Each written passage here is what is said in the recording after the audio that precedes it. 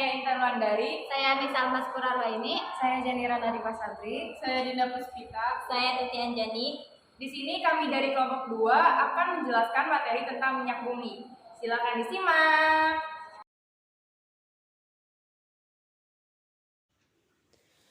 Apa sih minyak bumi itu? Minyak bumi adalah suatu campuran yang terdiri dari berbagai senyawa kimia, terutama senyawa hidrokarbon, terbentuk dari dekomposisi yang dihasilkan oleh fosil tumbuh-tumbuhan dan hewan. Komposisi minyak bumi sebagian besarnya sekitar 90% sampai 97% mengandung senyawa hidrokarbon. Dari senyawa hidrokarbon ini, yang paling utama atau yang paling banyak adalah senyawa alkana, kemudian sikloalkana, dan senyawa aromatik. Kemudian, selain senyawa hidrokarbon, sebagian kecil dari minyak bumi terdiri dari senyawa-senyawa hidrokarbon yang mengandung belerang, nitrogen, maupun oksigen. Proses pembentukan minyak bumi. Salah satu teori pembentukan minyak bumi adalah teori duplex. Menurut teori ini, minyak bumi terbentuk dari tumbuhan dan hewan mati yang berubah menjadi jasad renik. Nah, kemudian jasad renik ini terbawa oleh air sungai bersama lumpur lalu mengendap di dasar laut. Akibat pengaruh waktu yang mencapai ribuan bahkan jutaan tahun, temperatur tinggi dan tekanan oleh lapisan di atasnya, jasad renik ini berubah menjadi bintik-bintik dan gelembung minyak atau gas.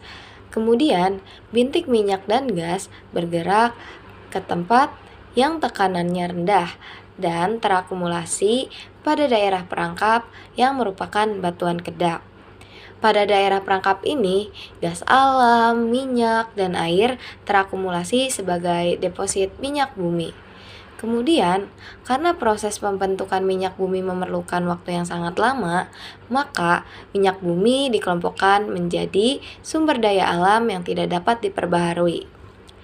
Untuk proses pengolahan minyak bumi, yang pertama kali dilakukan adalah penambangan atau pengeboran. Hasil dari pengeboran akan menghasilkan minyak mentah yang biasa disebut crude oil. Minyak mentah berwujud cairan hitam kental sehingga belum bisa digunakan. Agar bisa digunakan, minyak mentah ini harus diolah dahulu melalui proses penghilangan minyak. Pada proses penghilangan minyak ada 2 tahap pengerjaan. Tahap yang pertama, dengan melakukan destilasi bertingkat. Destilasi bertingkat adalah pemisahan berdasarkan titik didih. Dari hasil destilasi ini akan menghasilkan 5 fraksi. Untuk fraksi yang pertama, yang mengandung LPG, biasanya digunakan sebagai bahan bakar kompor.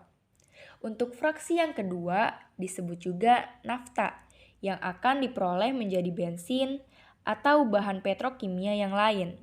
Untuk fraksi yang ketiga atau fraksi tengah adalah fraksi yang mengandung kerosin dan aftur. Untuk fraksi yang keempat yaitu fraksi yang mengandung solar yang biasanya digunakan sebagai bahan bakar mesin diesel. Untuk fraksi terakhir yaitu fraksi kelima yang mengandung residu. Residu berisi hidrokarbon rantai panjang dan dapat diolah lebih lanjut pada tahap kedua menjadi berbagai macam senyawa karbon lainnya dan sisanya sebagai aspal dan lilin. Lalu akan dilanjut pada pengolahan minyak bumi pada tahap kedua. Sekarang kita lanjut ke proses pengolahan minyak bumi pada tahap kedua. Proses-proses yang dimaksud yang pertama disebut dengan perengkahan atau cracking.